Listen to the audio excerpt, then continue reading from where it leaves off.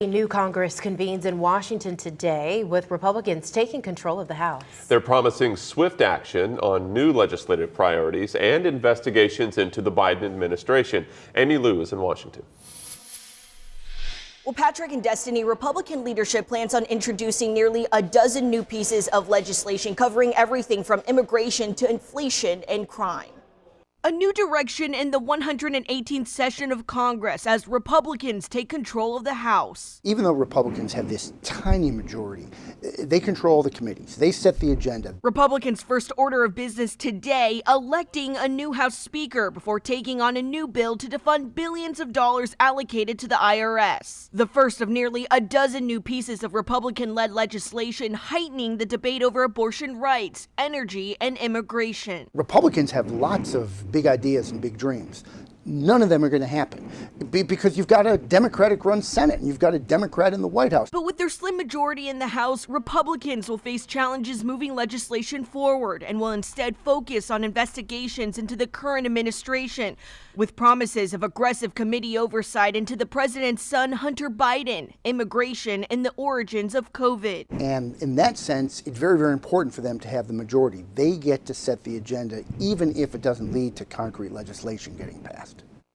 Meanwhile, Democrats will have a 51-49 majority in the Senate, making it easier to advance legislation and approve presidential nominees. It's another hurdle for House Republicans in this new session of Congress. On Capitol Hill, I'm Amy Lou, WYFF News 4.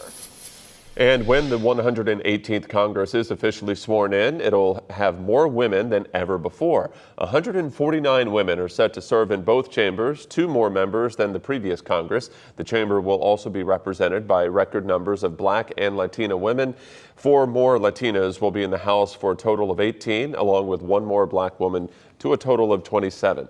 As for party affiliation, there's a new record with 42 Republican women set to serve. 9 will be in the Senate, while 33 GOP women will serve in the House. Well, people across Northern California are cleaning up from a weekend storm while preparing for the next batch of wet weather this week. The Oakland Zoo will be closed for at least 2 weeks because an entrance is washed out. Water is rushing through a gaping hole in the road, estimated to be 10 by 10 feet. The zoo says a culvert under the road collapsed, blaming it on several days of heavy rain. While the zoo is closed to the public, staff will continue to go to the property to care for the animals. At 6:51, former President Donald Trump might make a return to Facebook soon. Facebook's parent company, Meta, says it's considering allowing the former president back on its platforms. It expects to make a final decision in the coming weeks. Trump was banned from Meta's platforms, which include Facebook and Instagram, after the attack on the Capitol in January 2021. Initially, the ban was indefinite, but that was later revised to 2 years. Trump was also banned from Twitter, but his account was reinstated in November after Elon Musk took over as owner. At 6:51 on New Year's Day, Rolling Stone published its list of the greatest 200 singers of all time, and there's an uproar over one name conspicuously absent from the list, and that's Celine Dion. The list ranges from Aretha Franklin to Rosalia and other artists known for standout singing, but there has been major blowback on social media for Celine Dion being left out, and she wasn't the only notable artist excluded. There were also complaints that others weren't on the list, including Dionne Warwick, Diana Ross, and Sting. A restaurant in downtown Greenville is closing. The owners of Luna Rosa Gelato Cafe made the announcement Monday on its Facebook page. Luna Rosa has been in downtown Greenville for 14 years.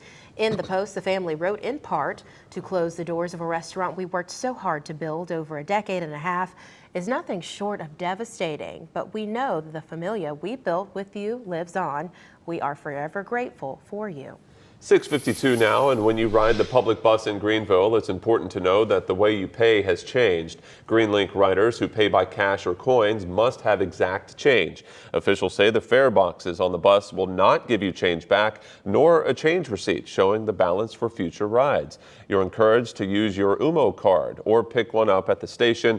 GreenLink officials say to help with the transition, the $2 UMO activation fee will be waived if you request one before February 1st. Well, Anderson County leaders are working on several park projects for the community to enjoy.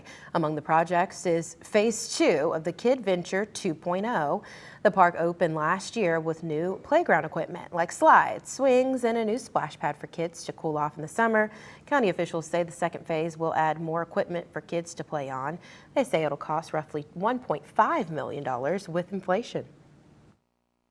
I think that would be great. I think there's still a lot of open space here where they could, fill in some more things. I think it'd be cool if we could see some more things specifically for kids with some special needs or things like that they'd be able to access the park too.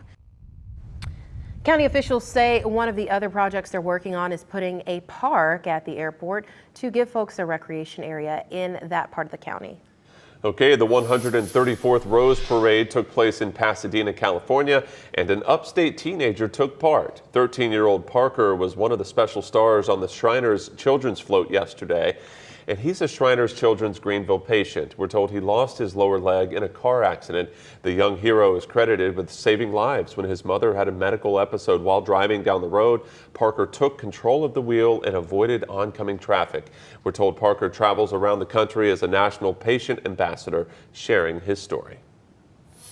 The Mega Millions jackpot is now up to about $785 million. No one won after Friday night's drawing, which means tonight's drawing will be the fourth largest Mega Millions jackpot in the game's history.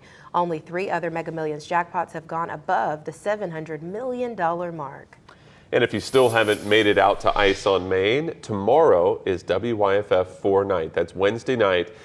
From 2 p.m. until 8 p.m. Wednesday, everyone skates for $4 a person, and you can reserve your tickets online right now at iceonmain.com.